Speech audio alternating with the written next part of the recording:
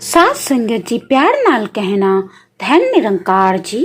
सात संगत जी, आज श्रद्धा और विश्वास पर एक दिल छू लेने वाली साखी के साथ हाजिर हूँ। उम्मीद है कि आप सभी को आज की साखी बहुत पसंद आएगी। तो चलिए आज की साखी सुने। सात संगत जी, एक सेठ जी थे जो बहुत ही धार्मिक थे और संपन्न भी थे। एक बार उन्होंने अपने घर में पूजा पाठ रखी और उस पूजा पाठ में पूरे शहर को न्योता दिया। पूजा के लिए बनारस से एक विद्वान शास्त्री जी को बुलाया गया और खान पान की व्यवस्था के लिए शुद्ध घी के भोजन की व्यवस्था की गई, जिसे बनाने के लिए एक महिला जो कि गांव के पास में ही रहती थी उसे रखा गया। सात संगत जी, शास्त्री जी कथा शुरू करते, मंत्र का जाप करते, परमात्मा का सिमरन करते और सभी को कहते कि परमात्मा का सिमरन साथ में करें, उसकी महिमा भी बताते। उसके बाद पूजा पाठ, हवन इत्यादि होता। पूजा कम से कम 15 दिनों के लिए रखी गई थी। शहर के सभी लोग पूजा में शामिल होते और अंत में सब भोजन का आनंद लेते घर वापस हो जाते। ये सिलसिला रोज चलता रहा। सात संगत जी, भोज्य प्रसाद बनाने वाली महिला बहुत ही कुशल थी। वो अपना काम करके बीच बीच में कथा आदि सुन लिया करती। रोज की तरह एक दिन शास्त्री जी ने मंत्र का जाप किया, परमात्मा का सिमरन किया और सभी से कहा कि उनके साथ सभी मिलकर परमात्मा का सिमरन लें और सभी को उस सिमरन की महिमा बताई। उसकी महिमा का बखान करते हुए बोले कि इस सिमरन को पूरे मन से एकाग्रचित्त होकर किया जाए तो इस भव सागर से पार जाया जा सकता है। इंसान जन्म मरण के झंझटों से मुक्त हो सकता है। सात संगत जी, इसी तरह रोज चलता रहा और कथा का अंतिम दिन आ गया।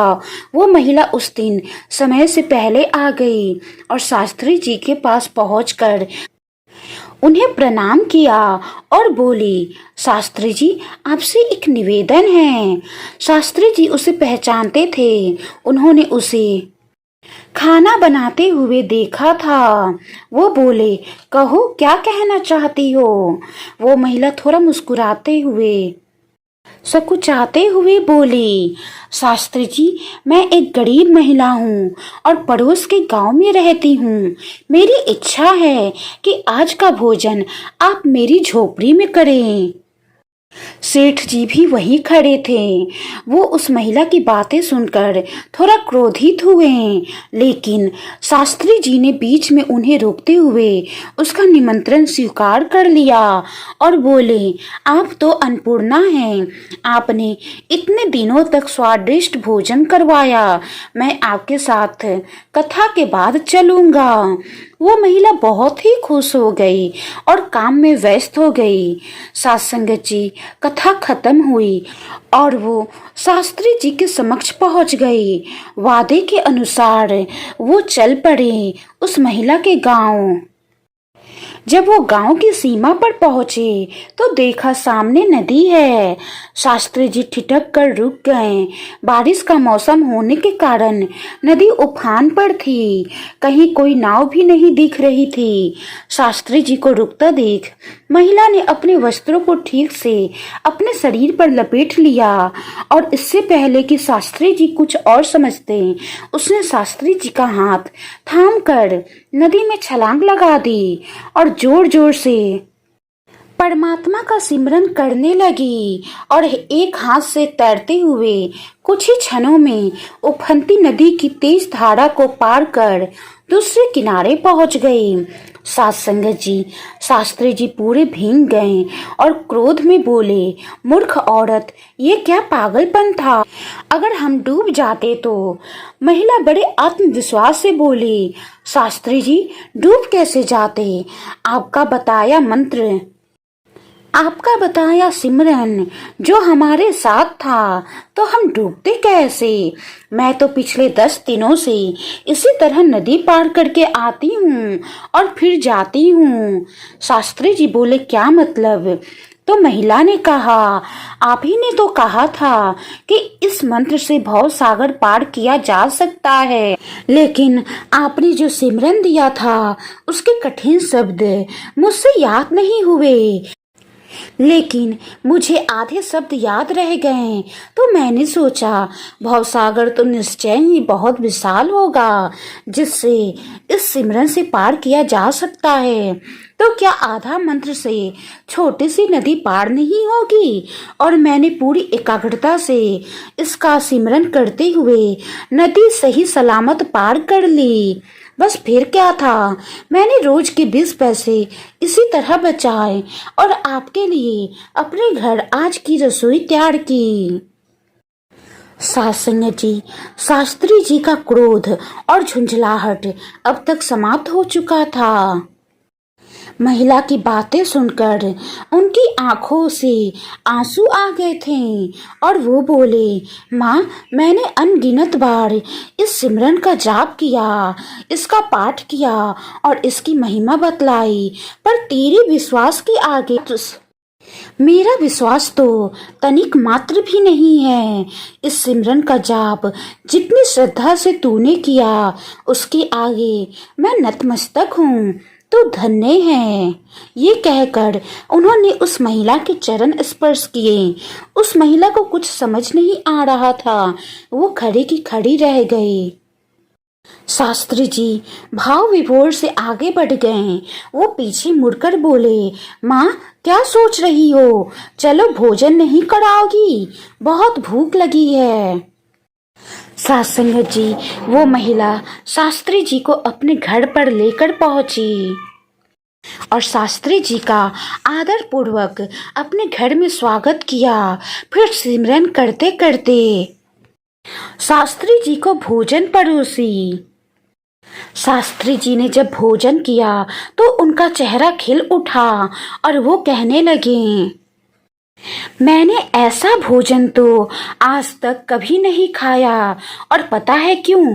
क्योंकि ये भोजन परमात्मा का नाम लेकर बनाया गया, परमात्मा का सिमरन करते करते ये भोजन परोसा गया, जिसके कारण इसके स्वाद का जितना तारीफ करें उतना कम है। सासंगत जी, जब शास्त्री जी भोजन करके महिला के घर से जाने ही वाले थे, अचानक तूफान आ गया। तूफान इतनी तेज थी कि नदी का पानी ठहर ही नहीं रहा था। शास्त्री जी ने कहा, अब ये नदी कैसे पार होगी। तब महिला ने कहा, शास्त्री जी, नदी में बहुत तेज उफान है, बहुत ज्यादा तूफान भी मचा हुआ है, आप मेरे घर पर ही विश्राम कर लीजिए। शास्त्री जी ने कहा, नहीं, मुझे दूसरे घर में पूजा करवाने जाना है, वो भी नदी पार करके, इसलिए मैं तुम्हारे घर में नहीं रुक सकता।